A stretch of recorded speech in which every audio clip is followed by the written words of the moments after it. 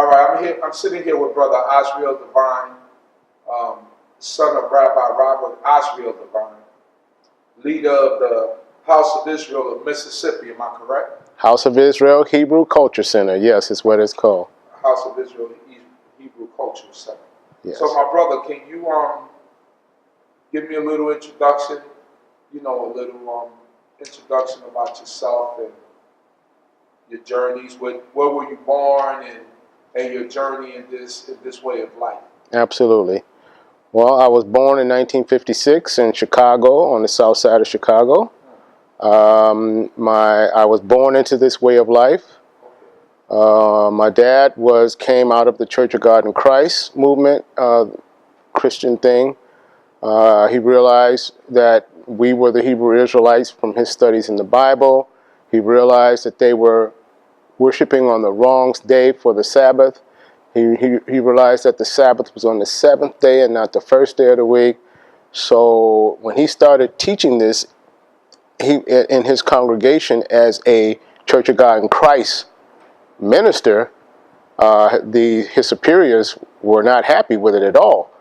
And so he got tossed out of that religious group. And that's when he started to found his own congregation based on the teachings of Torah, based on the fact that we were the original Hebrew Israelites, and that the Sabbath day was on a Saturday and not a Sunday. Okay. So by the time he got married and had me, that's what I was born into. Okay. Did he have a teacher per se that guided him in this understanding? Because you hear stories of people, they kind of just get it, and then you have some people along the way help them out. Did he have a teacher along the way? He did. He, of course, figured a lot of it out on his own because he was a minister. Oh, okay. And to this way of life. Right. Like today, there are a lot of Christian groups that are finding out that we're the real people, and they're finding out that this first day of the week is actually not the Sabbath, right. And so on and so forth. But he did at one point came in contact with Rabbi Reuben, who had a congregation of Ethiopian Hebrews in Chicago. And this is before I was born. He had started taking up studies with that group and learning a lot from that man. And there were other teachers that I don't even know about. Okay. But if one day you might be fortunate enough to go down and interview him at his kibbutz in Mississippi. In Mississippi. Oh, so he has a kibbutz in Mississippi. Yes. Can you explain to people that might not know what a kibbutz is? A kibbutz is a system of living where everyone lives on the same compound. They have them on the same land, and they have them in Israel. It's more of a socialist existence of living. And they raise crops, they raise farms, they have a farm down there. People live together, they share everything together, and that's what a kibbutz is, based on the kibbutzim that are in Israel. So, what made him decide to do that? Like, at what point did he decide to get up and say, "I'm going to buy this land, and the congregation is going to all go down there and live down there"? Okay, so now we're getting a little bit ahead of the story. Okay. But backing up a little bit, rewinding, right. We started out in Chicago on the south side. The south side. House of Israel. All the gangs and everything going on all around you guys? Well, when you're a kid, you're oblivious to any danger or anything like that going on. It's just the world when you're like a little kid. You're not, being recruited or doing anything like that. Right. So, but yeah, they have, Chicago is notorious for a lot of street gangs. But, I'm not going to delve off into war stories like that. But we grew up on the south side, right down the street from Stateway Gardens, which was a big housing project complex that had a lot of crime problems in that area. Chicago has a lot of, just like New York, public housing projects.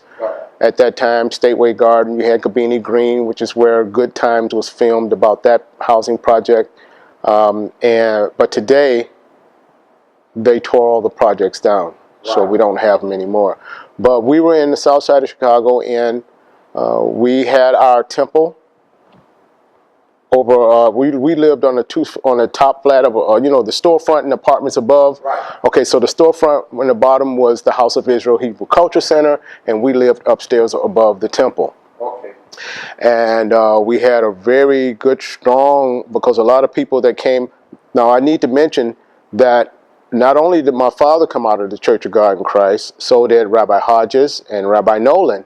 Okay. And they all at first had a congregation together, but subsequently they all went out on their own to form their own congregation. And Rabbi Nolan had a congregation on the north side, and he did live in the Cabrini Green area, which is the near north side. And Rabbi Hodges had the Hebrew House of Israel Temple of Faith. Okay.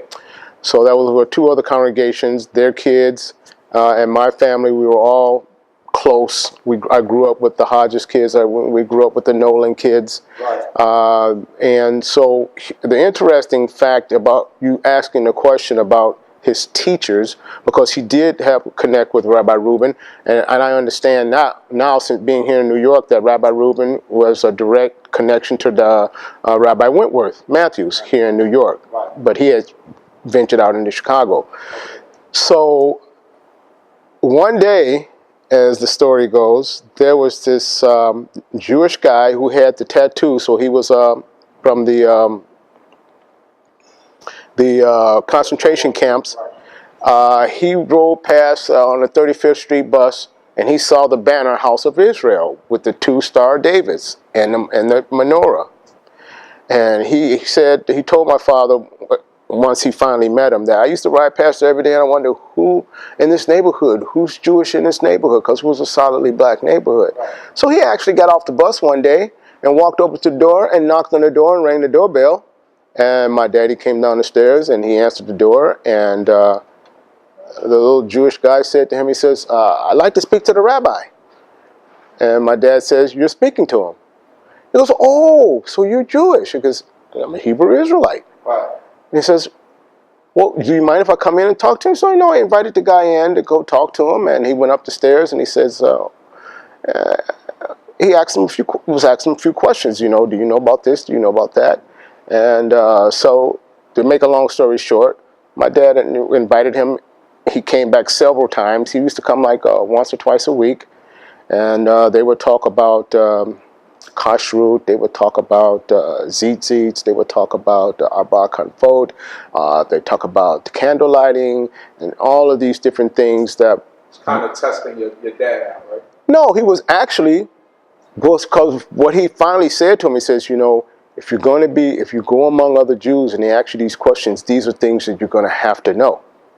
And so some of the things he did know already, because Rabbi Reuben is a very mainstream type rabbi. Right. He was not, from my impression as a young adult, he was not a camp style person, not that camp style, I say that in quotes. Right.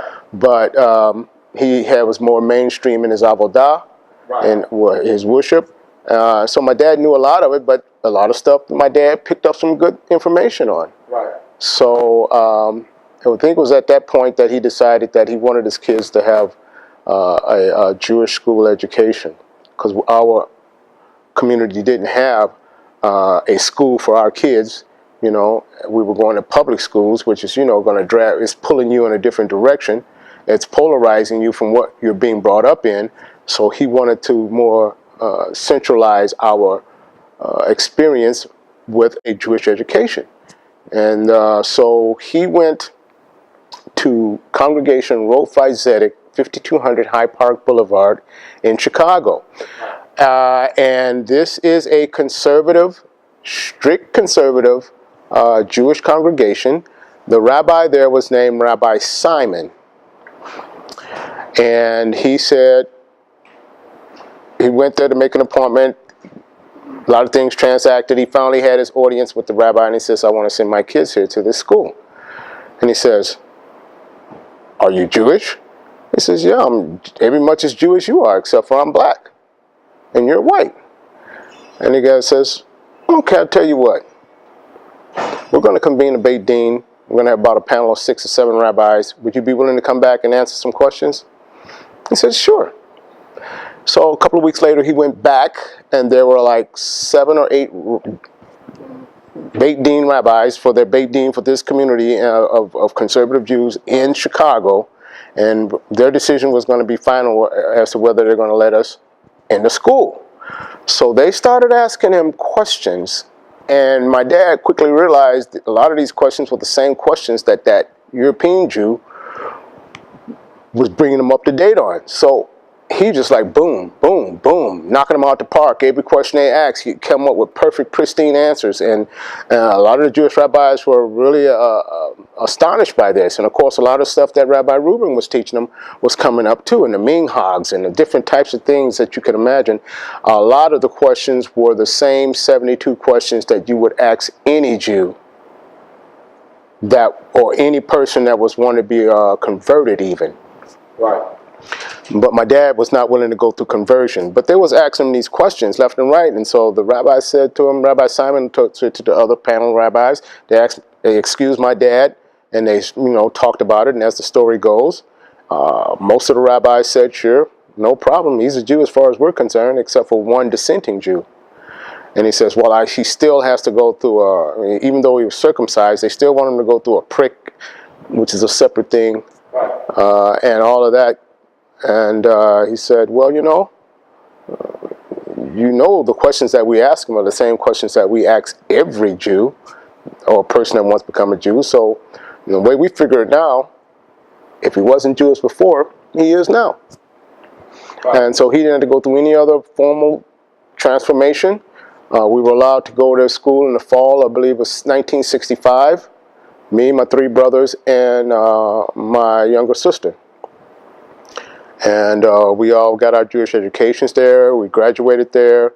And I had my bar mitzvah there, which was quite an ordeal because it was the first African-American student from the school to be bar mitzvahed at this congregation, which is predominantly, or I should say, all white. And I think I showed you the newspaper clipping.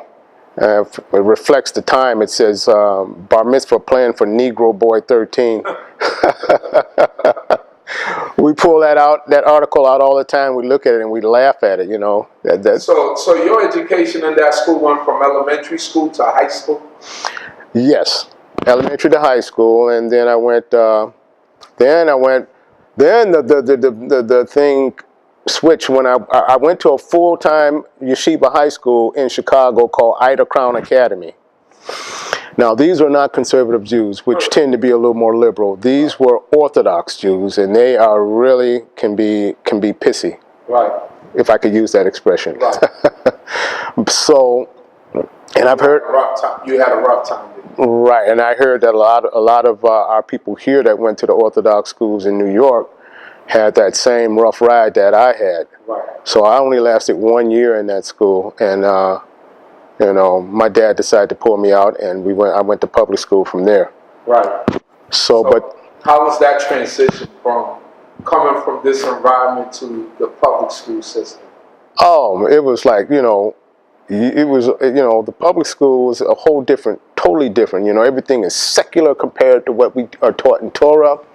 They don't care about kashrut. The cafeterias, man, are serving as much pork as they are serving kosher food, even more so. Right. So I had to take my own lunches and stuff, and we didn't eat out the cafeterias.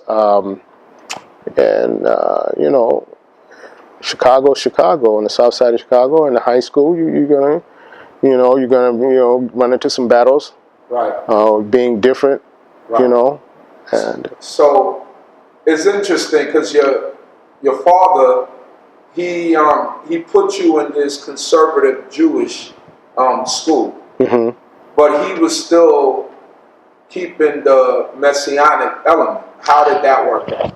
Wow. Well, that in itself was a transformation. Okay, so we as students of that school, we had to go to Shabbat services every Sabbath morning to their congregation. And we went over there to their congregation, and and I had become over there. They had a junior congregation because the adults were in the main sanctuary. They had a separate sanctuary where the kids would lead their own services.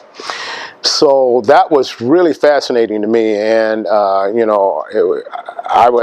it was my turn to lead the service, I was really proud to be able to do that. Of course, they don't adhere to the New Testament, and I actually, as a child, was starting to believe that the way that we should go is the way of Torah, and I was becoming more confused about why are we doing the New Testament? Right. But I can't really confront my dad like that and say, why are we doing the New Testament? Because I'd end up with a 5-knuckle shuffle. So it's just always still a very real reality. Yes, yeah. So I didn't confront him on it, but I knew in my heart I was feeling more quote unquote Jewish than I was his interpretation of Judaism, which is they read the New Testament. They acknowledge they don't believe in Jesus. They don't believe in a man being God. Okay. But they think that the New Testament is the Word of God. Okay. Okay. I get what you're saying. Right. So, but I've had this conversation with them as they don't believe in Jesus, or they don't believe that Jesus is God, or they believe in Jesus being a prophet. They think that the person that was called Jesus, they think Jesus is a transliteration from Ea and Zeus to represent a person that was a Christ or an anointed person or an anointed prophet, but that prophet's name was Emmanuel. From Isaiah chapter 7. Right, and we know that's not. Right, we know that there's no connection at all. Right. So, but I've talked to him about it as an adult, and I just have to say, I made my points very well, but I have to say that it's hard to teach an old dog new tricks. Right. So, but hopefully at some point in time, God's going to open their eyes and they're going to see and they're going to become the regular people of Torah that they should be. That's my hope. So your Abba is still alive? He is still alive. He was born in 1926, so that makes him 92, I believe, years old right now. Same year my grandmother was born. Yes. So he precedes a lot of things. He goes back to the hand wringer and the washing board because we grew up with those same apparatuses when we were little kids because they couldn't afford their modern things. So we had I know what a washboard is and how you get in there and scrub your clothes on it. Put soap on it. Yeah. Then when we got real fancy, we had a washing machine where you had the hand wringer. to rinse the clothes out. Yeah. Right, and then you hang them up to dry. Right. So, so he goes way back. He has a lot of history. He's got 60 years in this one. This is 62 years in this one congregation, and so many other people that came out from under him. He not only had the congregation in Chicago, he had one in Indianapolis. Okay. And one in Gary as well, Gary, Indiana. Mm-hmm. Wow. So a lot of those people came out from under him that are still operating in those areas. Also in Covert, Michigan, he had a congregation. Yes. So, in being in Chicago, the South Side, there were also other groups of Hebrew Israelites out there. I don't know if you know too much of the connection between where Ben Azar came. The congregation Nasi Yaakov. Yeah. What was that experience like? Did your father get along with him? Man, I could tell you a story. I'm going to tell you this one story. But Nizakin came in, I believe they came out of New York, they came to Chicago. Right. And they were affiliated with They were affiliated with one of the street gangs there. Right. And so, word was out, but my dad and these other rabbis weren't aware of it, but the word was out that they were there to, shut down shop and shut down the groups and bring everybody under one banner. Right. So, my dad, Rabbi Nolan, and Rabbi Hodges all went over to have a sit down and meeting with these people. And this is my dad telling the story. And from what I could gather, they got in there and they realized something wasn't right.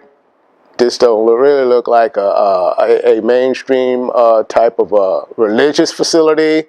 And so when they got in there, the security people, whoever it was, they locked the doors and they put a bar on top of it.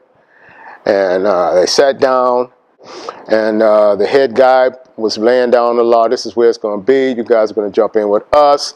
You know, you're all going to be under one banner, but not Zakin, yada, yada, yada, yada. The rabbis, my dad says, we were sitting there and we didn't know what to do. And he said the Spirit came to his mind and spoke to him and says to agree with him. So my dad says, okay, well, you know, we have to talk to our congregations first, and we have to get approval for this all to be okay. But, you know, we hear what you're saying. Let us go back and get back to you.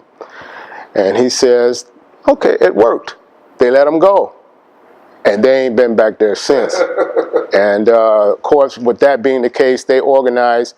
My dad was, and you might have heard of this group, my dad organized from those three groups, an organization called the LOJs, which is the Lion of Judah. Right. And that was the security wing of the House of Israel, the House of Israel Temple of Faith, and Rabbi Nolan's group. So if they had any problem with these guys, they weren't going to just, you know, go down easy. And so that's what the origins of that. Because I know here now, I see the LOJ here in New York, and I see the Lion's Paw, everything here too. After that initial meeting, they stayed away from those guys. And they never pursued it. Nasi Yaakov never pursued it, right?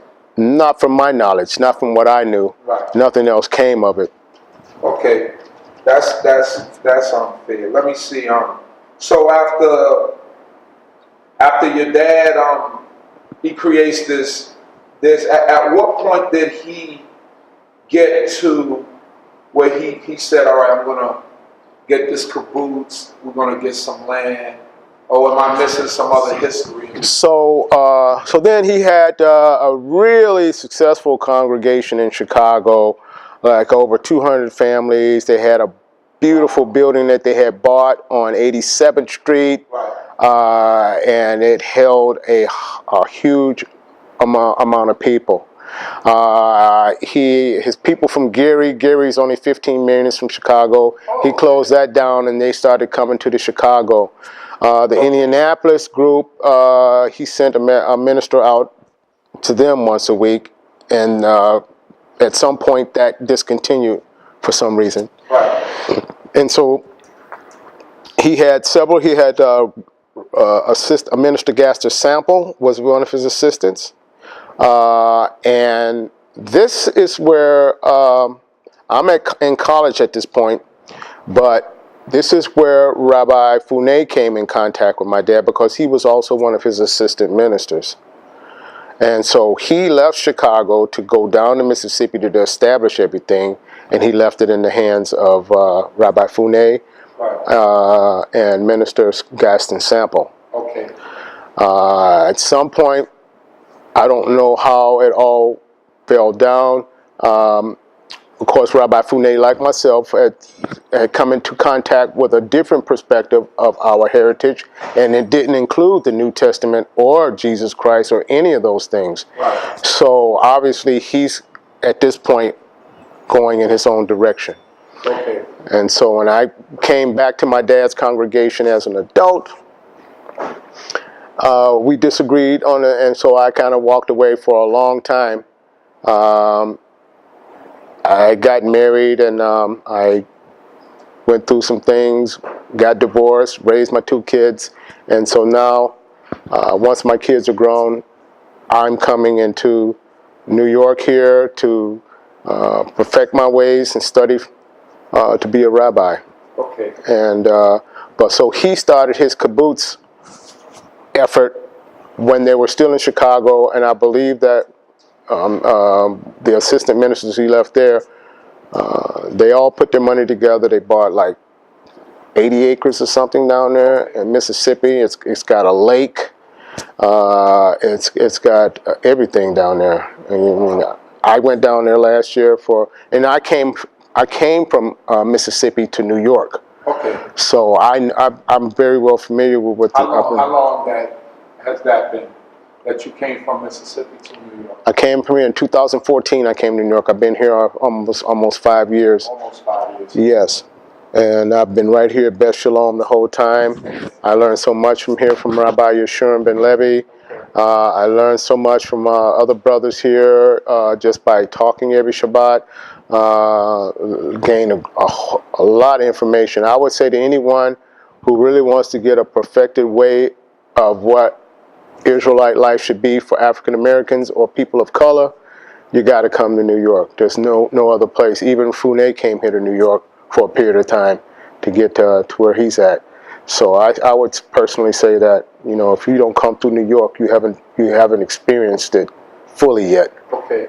Yes. Okay. So you were speaking about the kibbutz. They bought 80 acres and they have everything down there. And about what year was that they made that move down there? I'm saying it was like 1980 or 81. Wow. So they've been down there for quite a while. Almost 40 years. And when I've seen it when they first got it, and it was nothing but a house and land. Yeah. Now they have this beautiful temple that they built on the property, and they have people's houses that they're living in. They have their own source of water. They grow crops. They're looking to have livestock. They have their own lamb. So now I hear they have a chicken coop. They have their own chickens. Right. So they're getting to the point where they're going to be self-sufficient one day. And the interesting thing about why they're doing this has to do with the fact that they believe that sooner or later there's going to be a mark of the beast where nobody will be able to buy and sell, and people that are messianic will understand that doctrine. From the Old Testament, it would be similar to what you would call the day of the Lord. Right, the day of the Lord. Right. So I don't know if there's ever going to be a beast or a mark or anything like that, but it's not part of my understanding of Right. Torah. I do know that when it says in Zechariah that when God's feet hit his holy mountain, it's going to be fire on the mountain. Right. And another prophet says that we have to come through the fire. Right. And another prophet, I believe, said that there's only going to be a third of Israel that's going to come through the fire. Right. So those are all the things, but nonetheless, they have a land down there. They have land down there, and that's their salvation. They think they believe down there that those who are not preparing for the mark of the beast are not going to be saved. Right. And I believe that no matter where you are, if you don't come through the fire, you're not going to be saved. Okay. So so how was that relationship with you and your dad? A little rocky at times, but I always yield to him because he's the elder. He's the father. I don't ever make too much of a fuss about it, although he gets highly upset with me because of my newfounded ideals.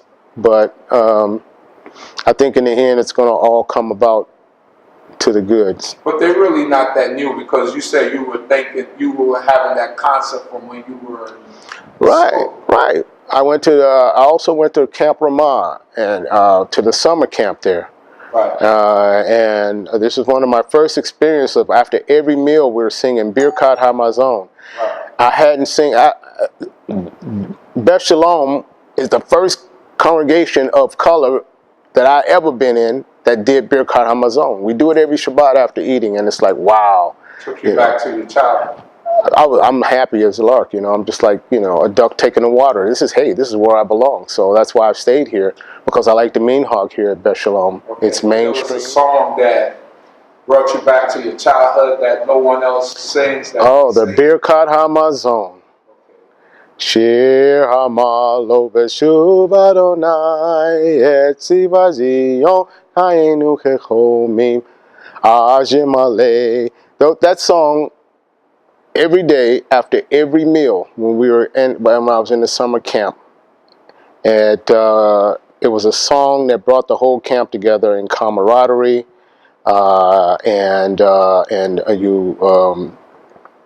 you came together and meshed with your friends, and that's what it feels like every week here at Beth Shalom.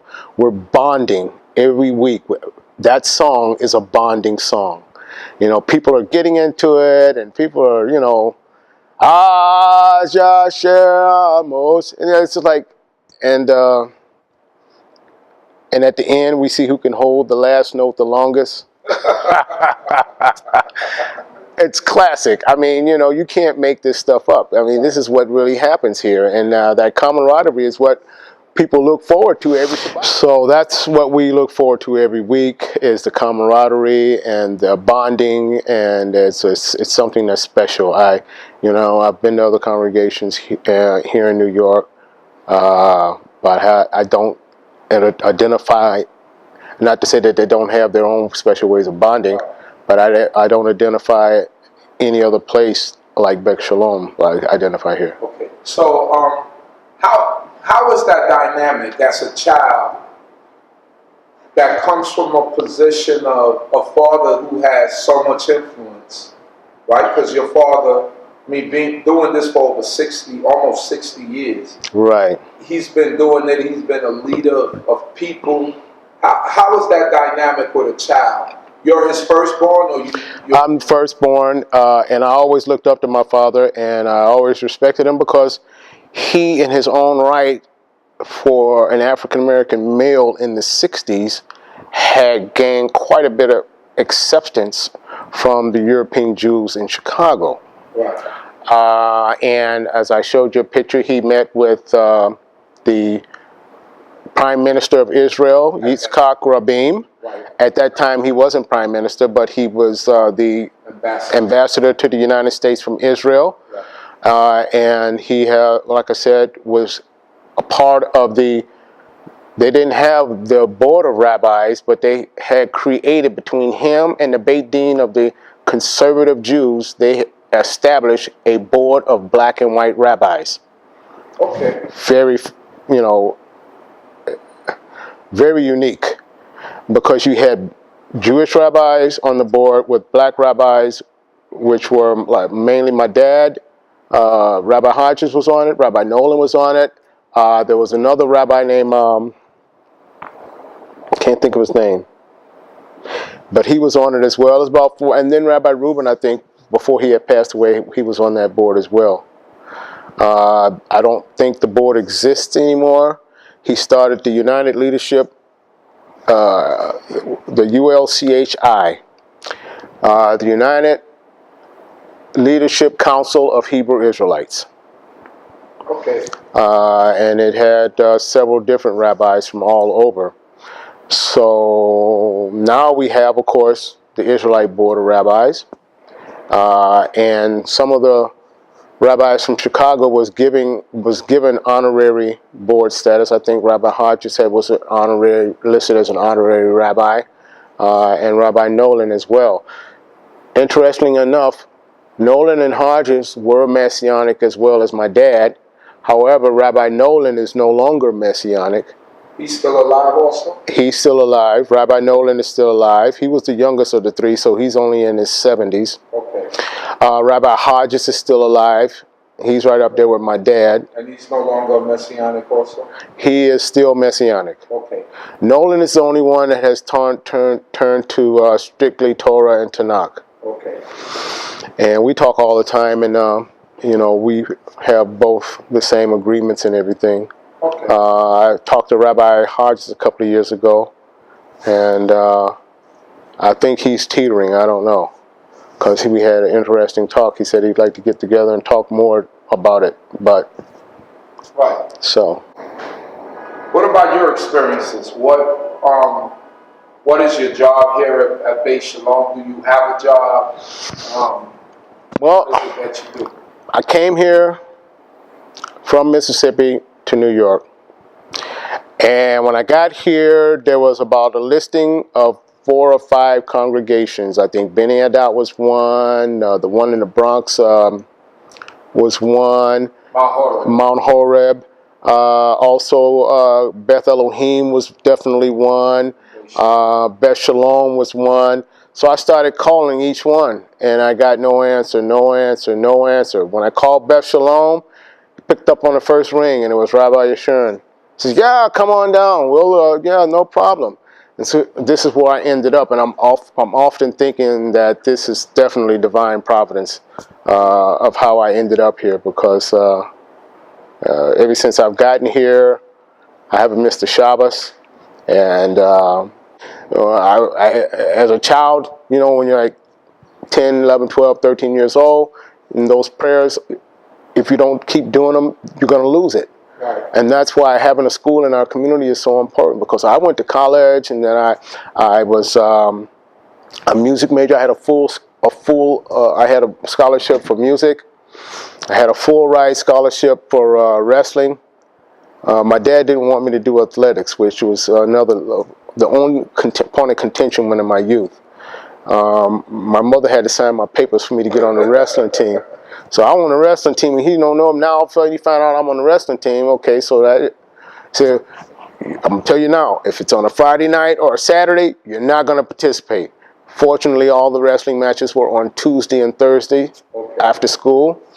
And so I went to the city tournament at 135 pounds.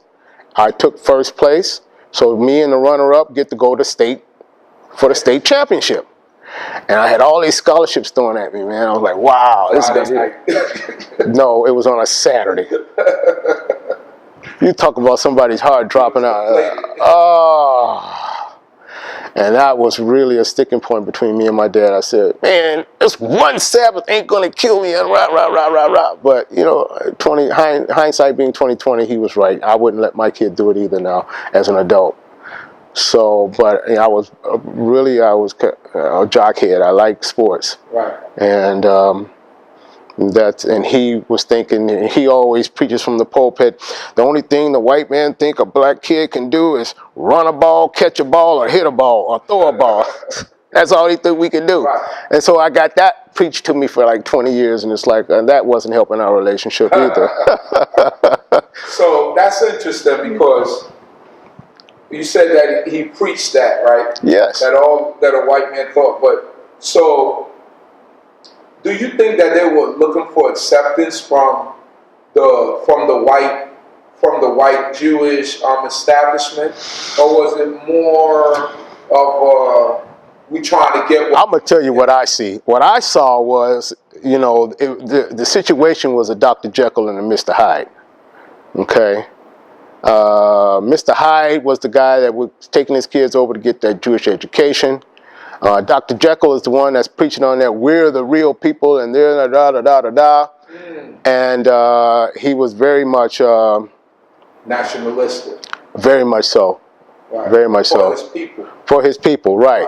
But he don't mind going to help take advantage of what they could get. Okay. So I think that's what got him in trouble with some of the white Jews in Chicago, because they had got at some point it got back to them that, you know, this man is preaching. Children of Israel are black people. Right. Well, the original people are black, and rah rah rah. That's why European Jews are slick. They'll say, okay, if you're not Kohen or Levi, everybody else is Yisrael. Now wait a minute.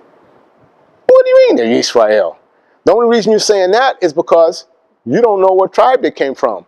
And the only reason you don't know what tribe they came from because they didn't come from any of the tribes. You converted them. Right. So, you know, that's where we're at today. So we have to learn, I think, to be honest and straightforward with each other. If, you know, the Jews that are in Israel today and our people here in the United States are going to ever get on a footing where we could do something constructively, we have to be brutally honest with each other. And I don't think that a lot of the white Jews, they know what I'm talking about. I believe that at some point in time in history, maybe not in our lifetime, but maybe so, who knows, all of this is going to be hashed out, and everything is going to come back to where it is. Because, you know, the prophet Isaiah did say that God's house is going to be a house of prayer for all people. So I don't believe there's any room for prejudices, especially racism, because there's only one race. That's the human race. If you're a racist, you're against yourself. We're humans. The original people were humans, and hue means color, and a man is ish. And now that we're all in different hues, you're a kind of a human, or a humankind. You have humans and you have humankind.